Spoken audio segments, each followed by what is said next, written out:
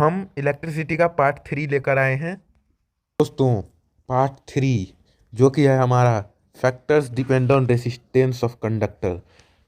कोई भी कंडक्टर का अगर रेसिस्टेंस है तो वो किस किस फैक्टर पे डिपेंडेंट होता है। तो शुरू करते हैं।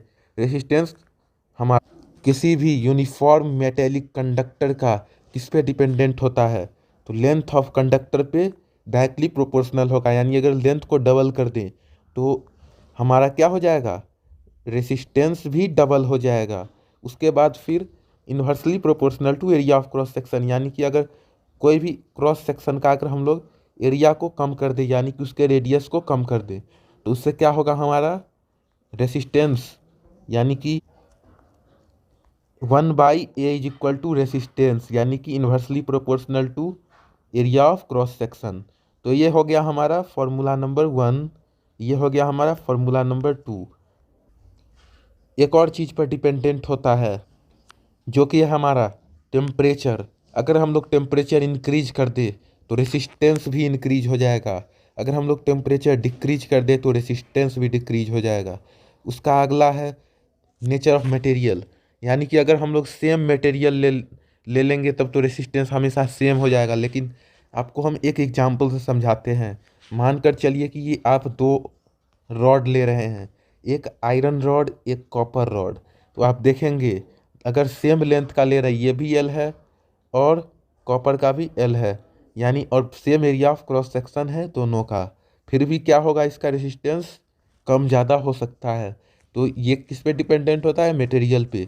तो रेसिस्टिविटी है, उस मटेरियल को हम लोग रेसिस्टिविटी कहते हैं। आगे हम लोग फार्मूला डिराइव करेंगे, लेकिन पहले रेसिस्टिविटी को भी समझना बहुत ज़रूरी है। तो रेसिस्टिविटी को हम लोग डिफाइन कर सकते हैं उस प्रकार से कि रेसिस्टेंस किसी भी कंडक्टर के द्वारा जो ऑफर किया गया वो 1 मीटर साइड का कोई भी मटेरियल होगा, उसका क्यूब होगा अगर उससे कोई current perpendicular to opposite face पे अगर फ्लो हो रहा है। ये अक्सर आपसे नहीं पूछा जाता है, इसका आप स्क्रीनशॉट ले लीजिएगा। ये डिफिनेशन आपको जल्द कहीं नहीं देखने को मिलेगा। और रेसिस्टिविटी का जो एसआई यूनिट है वो है ओम मीटर। ओम मीटर, तो इसको हम कहाँ से डिराइव करते हैं उसके बारे में आगे जानेंगे, लेकिन अभी याद रखिए ओम मीटर। रेसिस्टिविटी हमारा किसी भी लेंथ या एरिया ऑफ क्रॉस सेक्शन से चेंज नहीं होता है, यानी उस पर डिपेंडेंट नहीं होता है। रेसिस्टेंस होता है लेकिन रेसिस्टिविटी डिपेंडेंट नहीं होता है, यानी कि सिर्फ डिपेंडेंट होता है टेम्परेचर पे। टेम्परेचर इंक्रीज करने से रेसिस्टिविटी इंक्रीज हो जाता है। अब देखते हैं आगे, range of resistivity of material and alloy, जिसको हम लोग इस 10⁻⁻8 से 10⁻⁻6 ओम मीटर मेटल्स का रेसिस्टिविटी होता है। तो इसको ध्यान में रखिएगा, ये हमने अपने से ये आंकड़ा बनाया है। उसके बाद इंसुलेटर का रेसिस्टिविटी काफ़ी ज़्यादा होगा कंडक्टर यानी कि मेटल एलॉय के रेसिस्टिविटी से। तो इंसुलेटर का हमारा रेसिस्टिविटी हो जाएगा 10⁻12 टू 10⁻17, जो कि इससे कंपेयर कर लीजिए, कोई कंपैरिजन है ही नहीं। अब एक बात जान लीजिए कि रेसिस्टिविटी एलॉय का बहुत ज़्यादा होता है, जनरली हाई होता है, क्योंकि एलॉय जो होता है मेटल को हम लोग बहुत ज़्यादा टेम्परेचर पे हीट करते हैं, एक नहीं एक से ज़्यादा मेटल को। उसके बाद एलॉय के बारे में एक बात और जानना है कि एलॉय कभी बर्न नहीं होगा, यानी कि ऑक्सीजन के अंडर में नहीं आएगा। इसीलिए हम लोग इसका क्या यूज करते हैं, तो आयरन में यूज करते हैं एलॉय।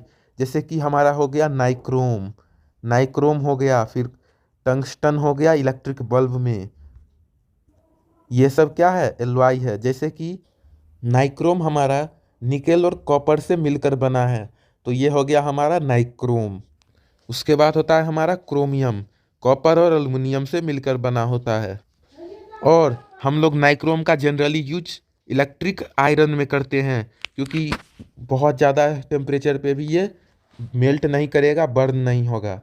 अब एक क्वेश्चन आपका बन सकता है कि कॉपर एंड एल्युमिनियम जो कि हमारा वायर के रूप में यूज करते हैं हम लोग ट्रांसमीटर में, तो पूछ सकता है कि कौन सा वायर के रूप में यूज होता है, तो कॉपर एंड एल्युमिनियम।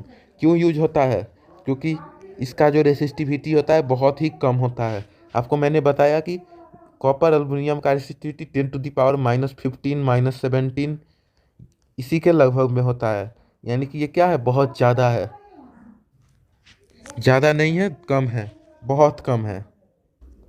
अब हम लोग का एक और टॉपिक है आगे, सीरीज और पैरेलल में जो कॉम्बिनेशन होता है। तो सीरीज और पैरेलल का कंसेप्ट हम आगे लेंगे। चिंता मत कीजिए दोस्तों, क्योंकि हम न्यूमेरिकल्स पर भी जाएंगे। फिलहाल अभी आपको कॉन्सेप्ट समझना चाहिए, सीरीज और रेसिस्टर इन पैरेलल। तो इसे हम अगले वीडियो में जानेंगे। इससे मुझे एक काम याद आ गया और मैं वो काम भूल गया हूँ, तो वो मैं आपको सोचकर अगला वीडियो बनाता हूँ। फिलहाल मैं वो काम करने जा रहा हूँ। थैंक यू दोस्तों। प्लीज़ हमारे चैनल को सपोर्ट कीजिए, ताकि हम नेक्स्ट वीडियोज और भी अच्छे से और आप सभी के समझ में आए ऐसा बना सकें। तो थैंक यू।